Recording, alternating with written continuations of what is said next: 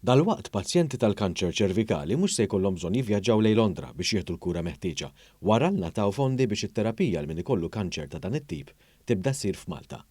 Dan tħabbar waqt konferenza tal-aħbarijiet li matula parti mill-fondi miġbura mill-Fondazzjoni Marigold waqt il-kampanja Pink October Movember 2022 ingħataw lill-organizzazzjonijiet mhux governattivi li jaħdmu fil-qasam tal-kanċer. Il-chairperson tal-Fondazzjoni Marigold li qiegħda tmexxi wkoll din il-kampanja Michelle Muscat qalet li l-bqija tal-fondi se jintużaw biex tinġib f'Malta din is-sistema djanjostika ta' ultrasound mill-aktar avvanzata. Il-fondi miġbura b'din is-sena laħqu il-75,000 euro.